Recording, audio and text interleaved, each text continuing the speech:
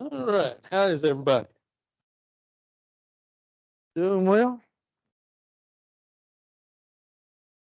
Turn your Bibles to Joshua 4 and verse 15. Joshua 4 and verse 15. Tell you what, we're going to come out of this. It's warm.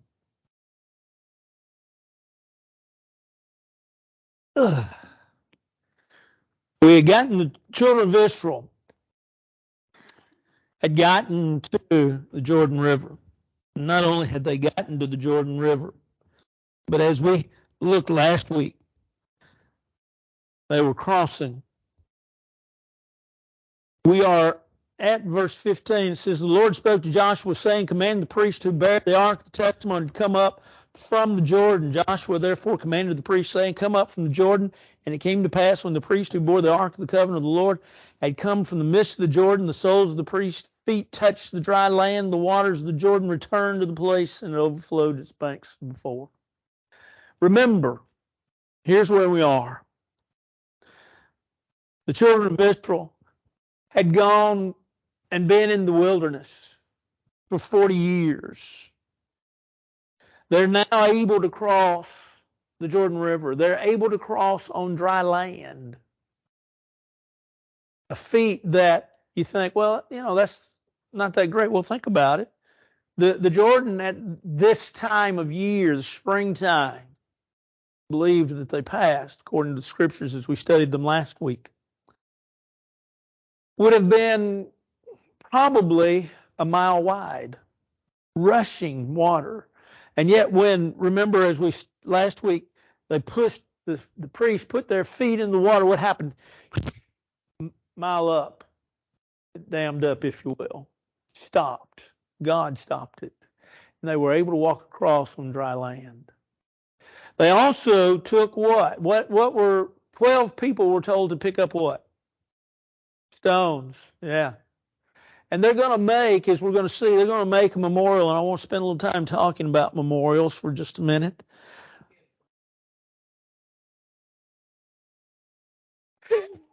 She asked me last week on a text message, but I didn't see it. Okay, I didn't see it. It talks about that as soon as they had set their feet on dry land, they were walking.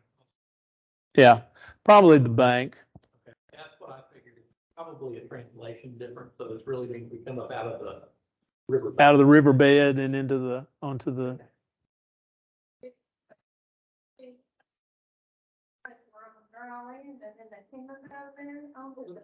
Onto the dry land. Drier land.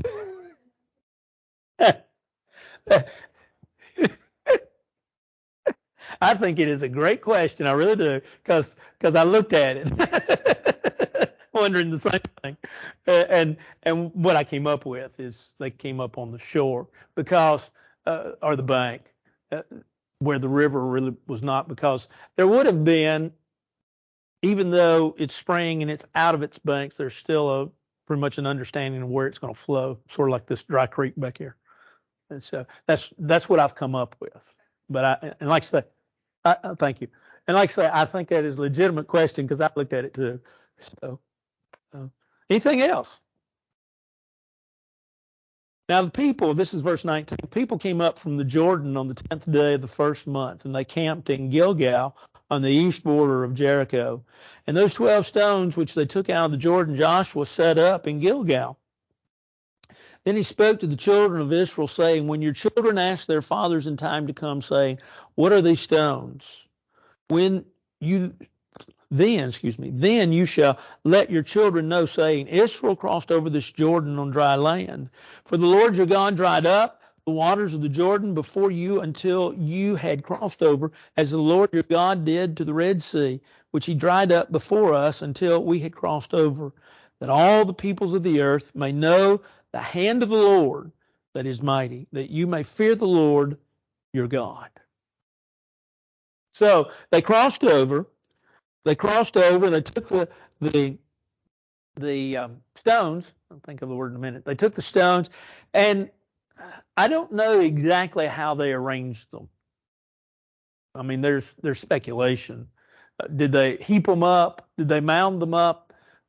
When the house that we owned in Dixon when we were there, I never unearthed it, but there was in our backyard there was an outbuilding, and that's where my lawnmower and all stayed. But behind it there was a pile of rocks, and it's pretty good. It was about 3 feet high, and it was probably about 5 or 6 feet. It's probably somebody buried there. I think I know. I think Phil, when he built the house, he pulled all this rock out, and that's where he just piled it up back there, and left it. And by the time I was there, it was a good snake collector. But I never unearthed it. Now there's also a pile back in my backyard at my house here, and if you want to come see what's under it, come on, but make sure I'm not there, okay? So, because it's probably a snake catcher too. But we have those piles, and they're just piles, just one stone on top of another. That may have been it. There may have been some order to it, some symmetry. I don't really know, and to be honest, it doesn't give us enough information to really say. This is the Ebenezer, if you will. Here I raise my Ebenezer. You've heard that in songs, right? That's the thought of the idea of stones of help. But these are memorial stones. And we have all kinds of memorial stones, don't we? You drive down the road, you see these markers that the state puts up that talks about, this site or something that happened 100 miles from that site, but talks about maybe a historical information. We have monuments with regards to monuments in the cemetery.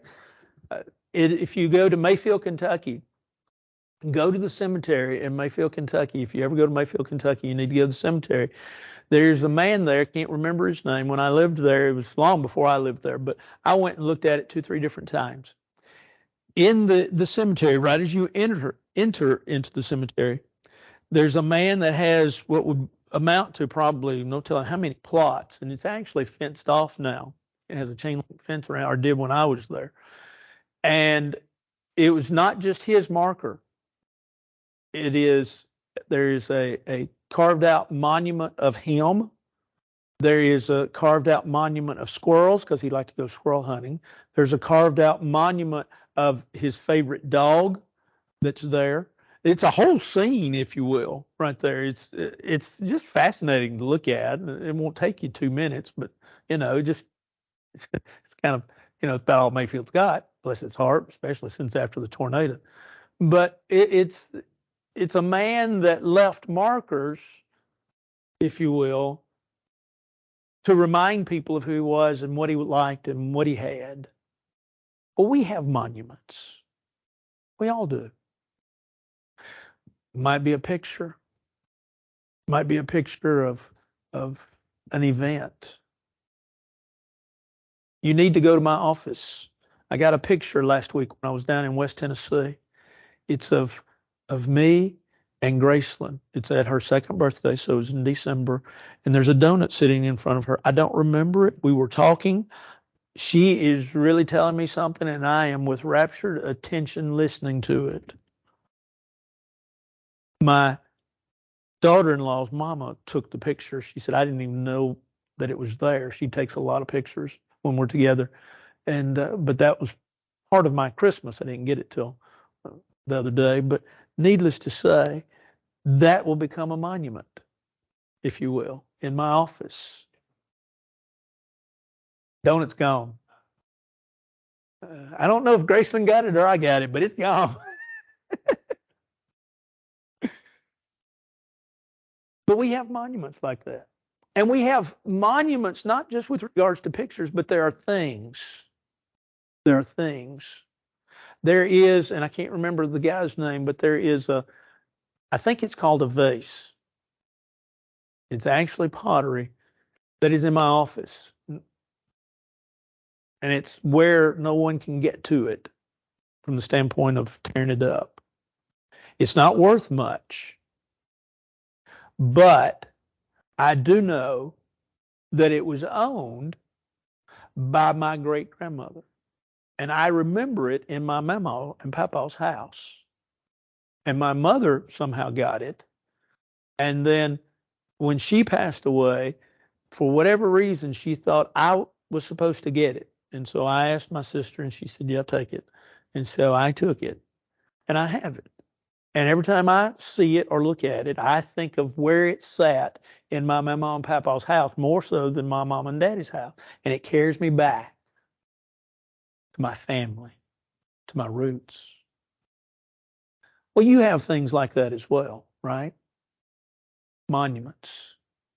Monuments that mean a lot to you. Well, these stones were monuments that were teaching opportunities.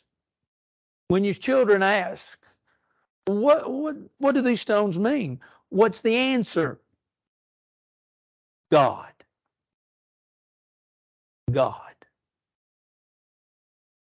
That's a, huh? What did you, I didn't hear what you said, Steve.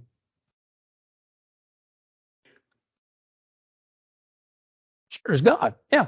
God helped us. Well, I just abbreviated. What was the answer that they gave? Verse 22. Let children know, saying, Israel crossed over the Jordan on dry land, for the Lord your God dried up the waters from Jordan before you. See that? Just that God is the power. God created and God allowed us to walk through. God is the answer. And so that needs to be a teaching point. And so memorials that we have need to be teaching points.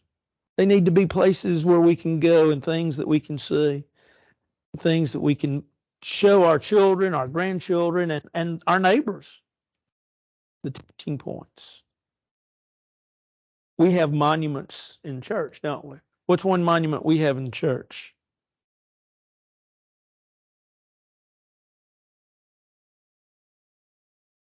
Taking the Lord's Supper, communion.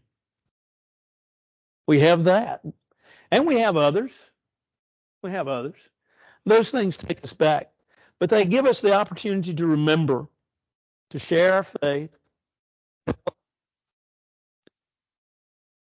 And so we need to use them.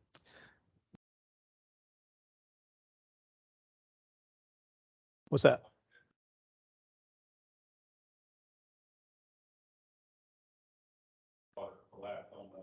The Red Sea, yeah. Back in Exodus.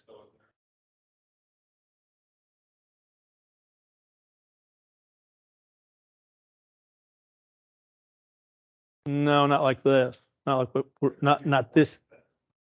Yeah. Mm-hmm. Yep. Oh yeah. Oh yeah. This happened a long time after. Anything else? Well, one application out of this chapter, and I really want us to get into the 5th chapter, maybe even finish it, is that we walk by faith. These people walk by faith. They were promised a victory. Remember, we studied the 1st chapter. You're going to go into the land. You're going to get it. It's yours. It was promised back in Abraham, right? They had looked into it once before. Numbers 13 and 14, remember the 12 spies? They looked into the land. They were going to the land, but the 10 spies came back and said, nope. And the people remembered or followed those 10 instead of Joshua and Caleb, and so they didn't go in. So they wandered for how many years? 40, yeah, 38 more, 40 years more, yeah. Well, 38 more, yeah, 40 years altogether. They wandered into the wilderness. And that now they've gotten to see it. They're seeing it again, but now they're getting to go into it. Their faith finally takes over. Now, I'm not saying they don't doubt at times, they don't have certain hesitancies, but now their faith is such that they're able to walk out on it. God says, it's yours. You're going to get it. And so we, by faith, need to surrender our lives to God. Anything else about the 4th chapter? I wanted to finish that last week, but didn't.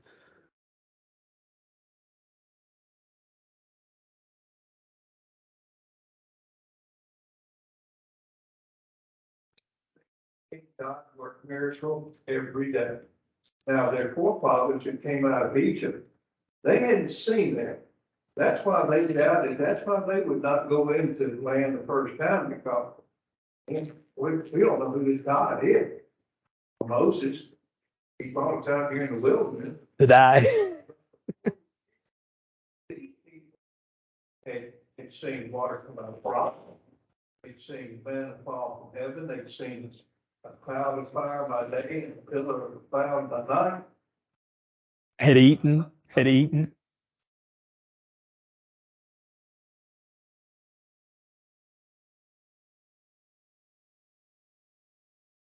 You follow in the rest of this book right here. They don't have a lot of hope. Oh, that's true of all of us. But yeah,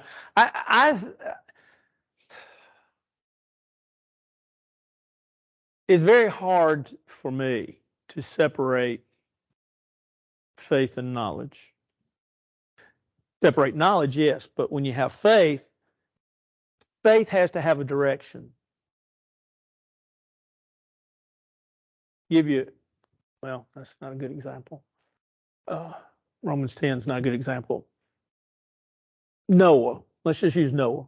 Noah built the ark. By faith, Noah built the ark, being warned of things not seen, moved with fear in the preparing of the ark, wherein he saved his household, right? Hebrews 11 is part of that. And Noah acted on faith, but his faith then was directed and he had knowledge of certain facts. What God told him. His faith is based on, not on knowledge, because God told him, I'm going to destroy the earth by flood. Which he had never seen before. Right. Noah was a bad example. No. It ain't like Noah walked out every day and there's manna and quail laying on the ground. Oh, okay. I pretty well, if you can do that for me for 40 years, I'm pretty well gonna trust you for whatever you have to do. And hopefully should. Faith, we all have faith. We all have faith. The folks that are not in church tonight, the folks that will not be in church on Sunday, the folks that George prayed for, that have not come to know the saving grace of God. Thank you, George. Good prayer. Those folks, they still have faith. Their faith, for the most part, whether they even want to realize it or not, is not in God. Their faith is in themselves, really. Now, a lot of them will say, I believe God, but their faith really is in themselves. And you could say, well, it's in God and the fact that they believe that God's love and God's grace is going to save them no matter what. Okay. No, yeah, no, but I'm just trying to set up a scenario here. Yeah, you've got the Buddhist and the well, just right close. We got the Buddhist, Unitarians. We don't have Shinto. I don't really know what these folks are down here. Hindu. The Hindus are down here. Yes, that's right. There is some Shinto in Nashville, but I think it's downtown. That's Buddhist. Yeah. But the Hindus are, yeah, up here. Yeah. And so these folks have faith. It's a misdirected faith. It's a faith that is full of incorrect knowledge. And so, did these folks walk out on faith? Sure. You still have to trust what? The right God. Because there were a whole lot of false gods. I mean, they worshiped idols.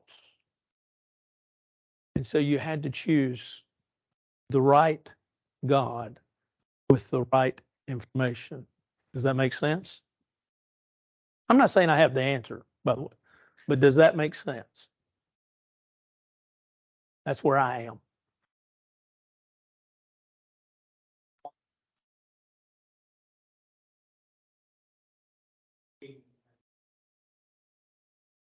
That happened before. Not that it happened like that. Right. Yeah. But Placing these rocks up and you say it's there to this day. Yeah. At the time they wrote this. Yeah. And it's interesting that at least in Joshua, 4 times it talks about them putting rocks somewhere and it's there to This day. But are there other archaeological things that are still there to this day that we could talk about that prove some of this stuff? I mean, we know that the Temple Mount's still there, but the Temple's not. And then we still don't know where the Ark of the Covenant is, except for Indiana Jones. Yeah, we have no idea where it is. Mount Ararat. It was. And I wonder if that makes our faith strong. If we had these things, then you have to faith that you have to go, oh, there it is. Yeah. I can see it, but is it really it? I don't know. Maybe not, but we don't see it at all. And so we have to have more faith in that. Than see it for us. And if we had it to the tendency for some, I'm not speaking for us, but the tendency for some would be to worship that as opposed to worship God. So it is interesting though that I won't say every, that's maybe too broad of a generalization, but archaeology helps substantiate the Bible more than it disproves the Bible. And that's, yeah.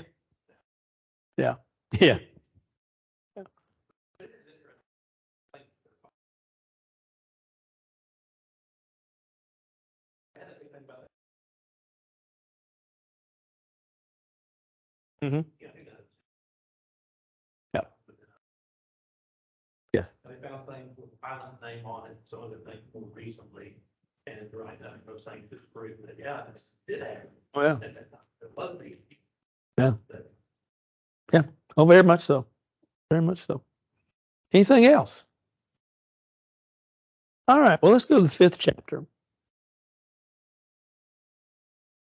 So it was when all the kings of the Amorites who were on the west side of the Jordan and all the kings of the Canaanites who were by the sea heard that the Lord had dried up the waters of the Jordan from before the children of Israel until we had crossed over, that their hearts melted and there was no spirit in them any longer because of the children of Israel. Their hearts melted. Their courage failed. Why? Why did they wilt? It's all the power of God.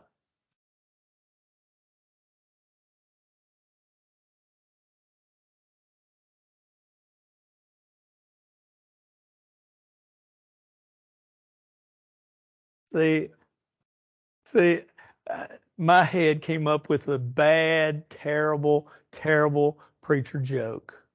You know, three means of communication: telegraph, telephone, tell a woman. You know, that's terrible joke. Yeah, it's. I said it was terrible. I didn't say it was true either. You know what? More men gossip than the ladies. And so, nevertheless, yeah. Sometimes it is, sometimes it ain't. No, it's not a gender specific problem or action. I'm going home before I get in trouble. So they heard it through the grapevine. Oh yeah, that's the raisins. Okay. And that the Lord said to Joshua, oh, it never turns out right. Never turns out right. At that time, the Lord said to Joshua, make flint knives for yourselves and circumcise the sons of Israel. Again, the second time. So Joshua made flint knives for himself and circumcised the sons of Israel at the hill of the foreskins. And this is the reason why Joshua circumcised them. All the people who came out of Egypt, who were males, all the men of war, had died in the wilderness on the way after they had come out of Egypt. For all the people who came out had been circumcised, but all the people born in the wilderness and the way as they came out of Egypt had not been circumcised. For the children of Israel walked 40 years in the wilderness till all the people who were men of war who came out of Egypt were consumed because they did not obey the voice of the Lord. to whom the Lord swore that he would not show them the land which the Lord had sworn to the fathers that he would give us, a land flowing with milk and honey. When Joshua circumcised his sons, whom he raised up in their place, for they were uncircumcised because they had not been circumcised on the way. Now, when you recall, if you go back to Genesis 17, and you go back to a man by the name of Abraham, and you find him, he's 99 years old, you see the beginning of circumcision. Circumcision, and remember we studied that when we studied Genesis on Sunday morning. Circumcision was performed on all male babies. Performed what day? Remember? The 8th day. That's a good day. Doctors tell us from a natural standpoint for clotting, and so it from a medicinal standpoint it was just perfect. But it was a sign. It was a physical sign, if you will, that you were God's children. You were an Israelite. You were a Jew. And so the Jews practiced from the time of Abraham all the way to the time in which they were carried away. They practiced circumcision. But now, in the wilderness, wandering these 40 years, they haven't practiced this. Now, we can say, these people weren't practicing what they were supposed to, and you'd be right. There seems to be a sense in which maybe God just allowed these 40 years for them to not do this. If that be the case, then, of course, some logical questions would come to our mind, and that would be, did God tell them, hey, these 40 years you're going to be wandering around the wilderness, you don't have to do it? Did God just suspend it from the standpoint of he saw that they weren't going to be doing it while wandering in the wilderness? I don't know. Text does not tell us. It just says that while they were in the wilderness, they didn't do it. They didn't practice it. And then, of course, it says, verse 6, it says, for the children of Israel walked 40 years in the wilderness till all the people who were men of war who came out of Egypt were consumed. Remember, we talked about this. How that Joshua and Caleb were the two that were saved, and all the if you will, the older heads, they died out, and they had to die before the children of Israel could go into the promised land, and how that the younger ones that came along, they could enter into the promised land. So everybody 20 years, because a man of war, by the way, is 20 years old. Okay? So everybody that was 20 years of age, when you were 20 years of age, you could be, I guess for lack of a better term, you could be drafted to go fight. And so that's what it says here. All those that were older than 20, while they were in the wilderness, except for Joshua and Caleb, they passed away. And all those that were younger got to enter into the promised land. These individuals, though, as it says of Joshua, Joshua's boys were not circumcised, but he had them circumcised. Now, we still circumcise our babies today. It's a choice. Parents have a choice. It is good. It makes sense from a medical standpoint to do it.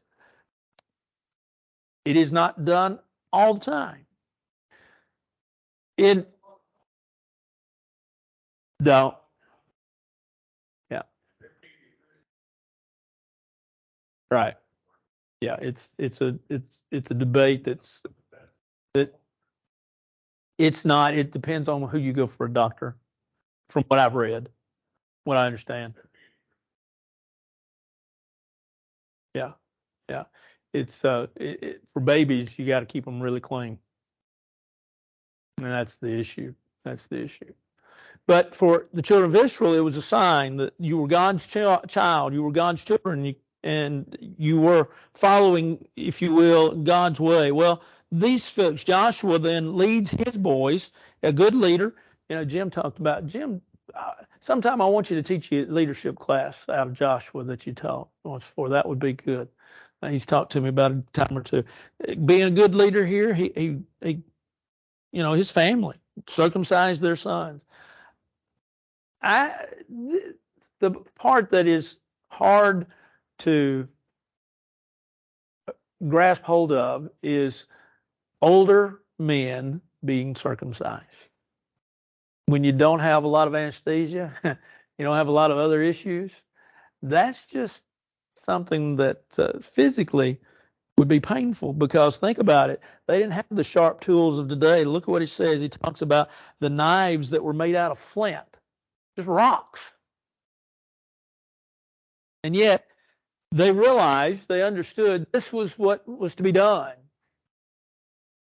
And so they did it. So it was that when they had finished circumcising, this is verse 8 now, all the people, now look at that. When they finished circumcising all the people, all the ones that had not been circumcised, that are now entering into the promised land, that they stayed in their places in the camp till they had healed. I want you to think about something. I hadn't really thought about this till last week, lectureship. Somebody made the statement, and if I'd thought about it, it had been a long time. He was talking about the lecture that I heard. This individual made the statement that, remember the children of Israel, that there were especially 3 feasts that all the men had to go back to Jerusalem. And yet in all of those times, and like I say, if I'd ever thought of this, it had been a long time since I thought about it, but all those times, the enemies didn't come in and attack them, because God had saved them. God had promised that he would, and God protected the children of Israel in those times where the men were all gone, except they were all located in one place in Jerusalem. From a standpoint of military strategy, not everybody would leave their post. But during these feasts, especially the 3 feasts when they had to go back to Jerusalem, that they would be saved and be protected. Now think about the same principle here. These men being circumcised, being laid up, not being able to fight, and yet God saves these people. Notice what it says.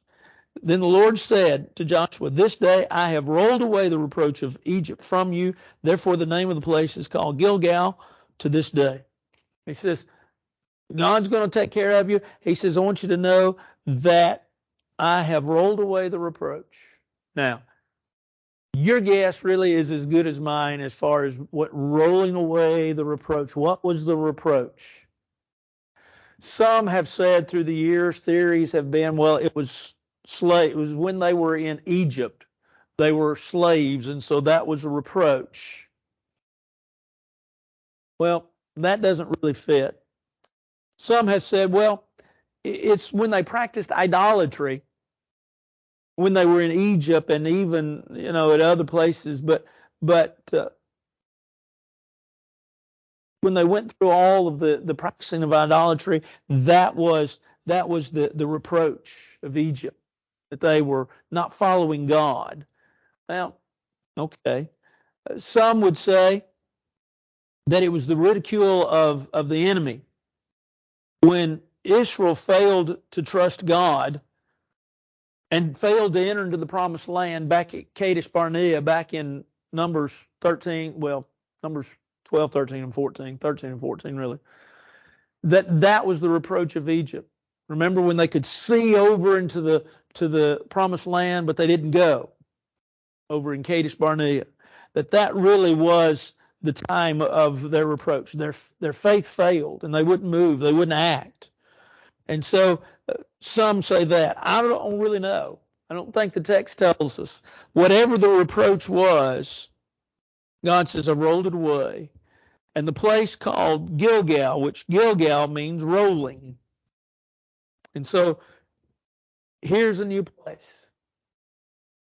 God is moving forward as they are moving forward. Notice that if you stop and think about it, their faith failed in Joshua 13 and 14. Their faith begins to move. They began to act. They began to do what God wants them to do. They're now all of a sudden, they've crossed the Jordan River. They're into the promised land. They're beginning to circumcise the males, and especially going down from 20 and younger, the babies. They're going to see, as we finish out, this 5th chapter, we get into the 6th chapter, we're going to see that they're going to do what? What happens in the 6th chapter? Yeah. The walls of Jericho fall down, and we're going to see them act in faith, and we're going to see them not only act in faith, but we're going to see God, if you will, God,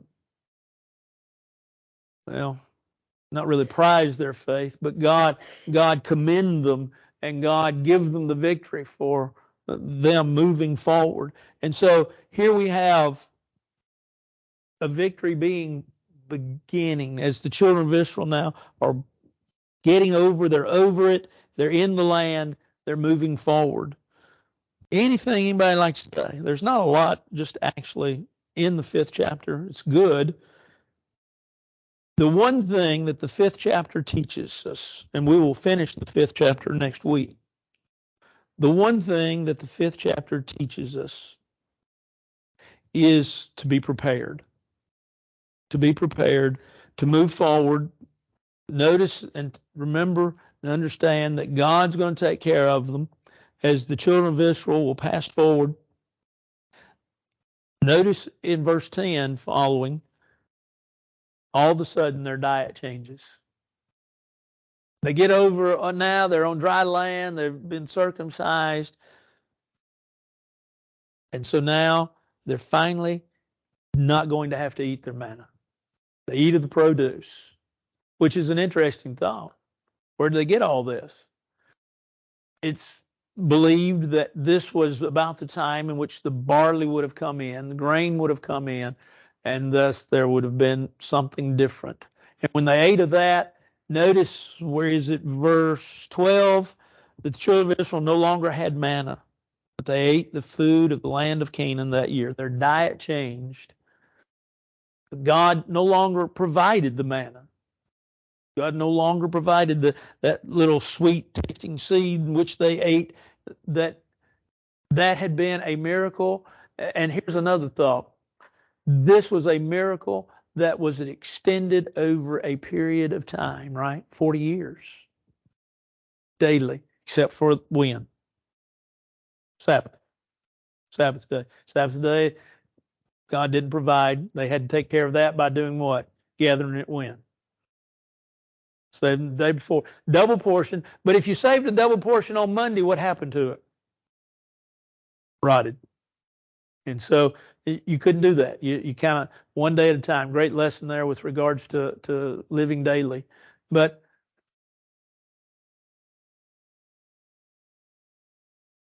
just be careful. Be careful. Well, you do wonder. You do wonder if they didn't take it for granted. You do wonder if they appreciated it. Can you imagine the same thing every day? I can't. I can't. Well, it had a little honey taste to it, it says. But yeah, it.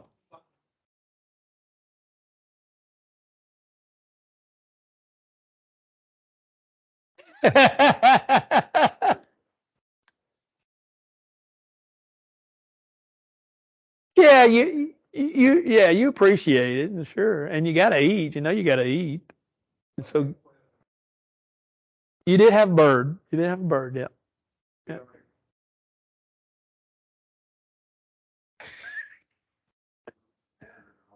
It says they picked him up, so yeah. How'd they get all the how'd they get all the feathers off? You have to boil them. It's a whole different issue. Hot water. Well, I read a guy, there's a lot of people that try to dispel the miracles of the Bible. And there is a migratory phenomena that happens, and the quails do come in this area, and some, that's as far as they make it, they die from their. And so this individual, and I've read this years ago, I've forgotten all the details. He said this disproves the miracle of the quail.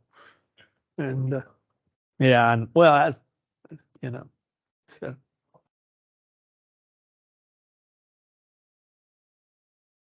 Absolutely. The box cars. I need to pull that up. I need to find that. It's in my file somewhere. It talks the number of box cars that would be required of food a day for these people. So yeah, it's a lot. And I'm not even going to try to state, but it's a lot. And so yeah, but God provided that every day. But here it ends. Here it ends. And the children of Israel over it. Does anybody have an idea about the reproach of Israel, of Egypt, what that is?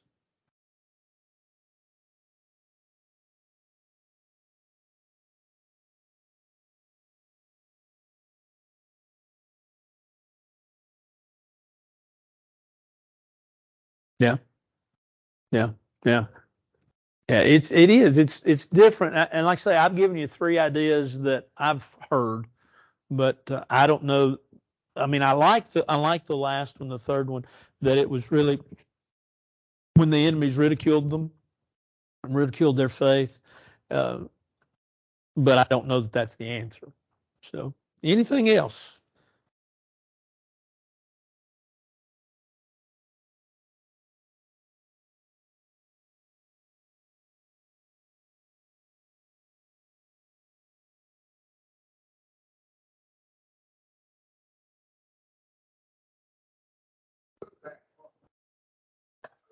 Shh. Yeah. Right.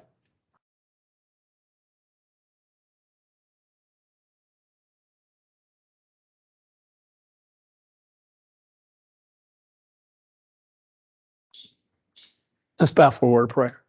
Our Father in heaven, we're thankful for this day, for the opportunity that we've had to study your word. Help us to always prepare. Help us to be individuals that try to do what you would have us to do and to live as you would have us to live, to walk by faith on a daily basis, to walk hand in hand with you. Be with us as we go throughout the rest of this week. Watch over us, bless us, and keep us, and hold us as we hold you. For this is our prayer in Christ's name. Amen. Y'all have a great, great week. Thank y'all.